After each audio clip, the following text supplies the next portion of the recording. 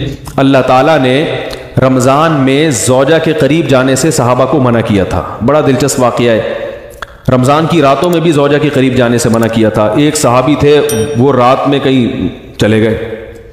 اب بڑے پریشان ہوئے، رسول اللہ صلی اللہ علیہ وسلم کے پاس آئے، عرض کیا یا رسول اللہ مجھ سے غلطی ہوئی، رمضان کی رات میں نے اپنی زوجہ کے قریب چلا. آپ نے فرمایا کیوں؟ وہ بڑا دلچسپ سا واقعہ ہے، بظاہر تھوڑا حیا کے خلاف بھی ہے لیکن اتنا بھی نہیں ہے.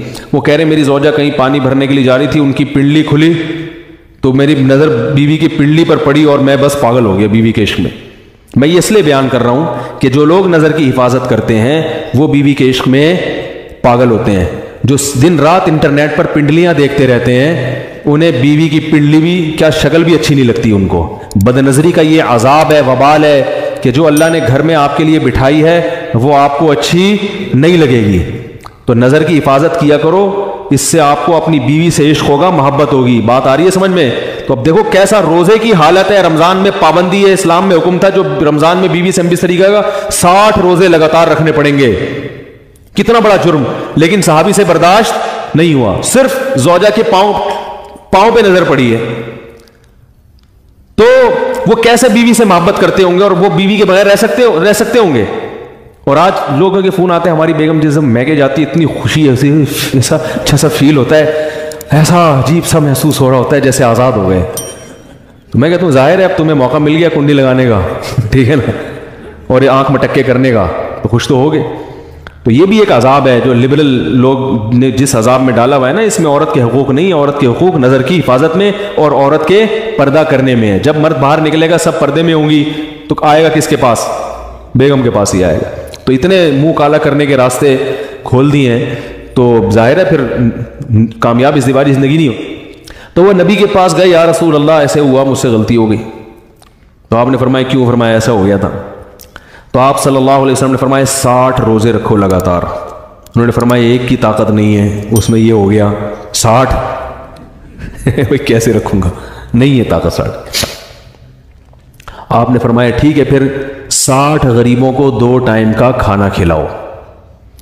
فرمایا اس کی بھی طاقت بولو بھائی نہیں. اتنے میں ایک صحابی لائے کوئی چیز صدقہ کرنے کے لیے. تو آپ نے فرمایا چلو اصل حکم تو یہی ہے کہ 60 روزے یا پھر 60 غریبوں کا کھانا، وہ نہیں تو چلو فی الحال ان کو تنبیہ کے لیے کچھ ان سے صدقہ کروا لیتا ہوں. فرمایا چلو یہ فلاں خیرات کی ایک چیز لے کر آئے ہیں، تم یہ لے کے غریبوں میں بانٹ دو. انہوں نے فرمایا مجھ سے زیادہ غریب پورے مدینہ میں چلو بھائی کوئی بھی نہیں. آپ صلی اللہ علیہ وسلم مسکرانے لگے، فرمایا جاؤ کھاؤ اور بچوں کو کھلاؤ. واہ بھائی غلطی بھی ہوئی اور گھر میں راشن بھی آ گیا. تو اس کے بعد قرآن کی آیت نازل ہوئی کہ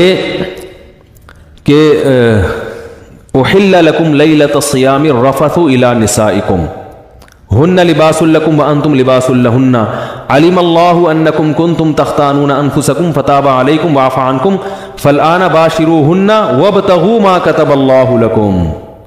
فرمایا اللہ کو پتہ ہے کہ تم اس حکم پر عمل نہیں کر سکتے، لہٰذا رمضان کی راتوں میں تمہیں اپنی بیوی کے پاس جانے کی اجازت ہے، لہذا ان کے پاس جایا کرو اور اس اولاد کو تلاش کرو جو اللہ نے تمہارے مقدر میں لکھ دی ہے. قرآن جہاں بھی بیوی سے ریلیشن قائم کرنے کی بات کرتا ہے اولاد کا ذکر لازمی کرتا ہے. یعنی تلاش کرو اس اولاد کو جو اللہ نے تمہارے لیے لکھ دی ہے. ما کتب اللہ لکم، ما کتب اللہ علیکم نہیں ہے. علا کا مطلب تمہارے خلاف، لکم کا مطلب تمہارے فائدے کے لیے. لام عربی میں نفع کے لیے آتا ہے، علا عربی میں ضرر اور نقصان کے لیے آتا ہے. فرمایا یہ نہیں کہ اس اولاد کو تلاش کرو جو بطور پینلٹی کے اللہ نے تمہارے متھے لگا دی ہے، جو اللہ نے تمہارے فائدے کے لیے لکھ دی ہے. اس سے پتہ چلتا ہے اسلام اولاد کی کثرت پہ کس قدر حریص ہے.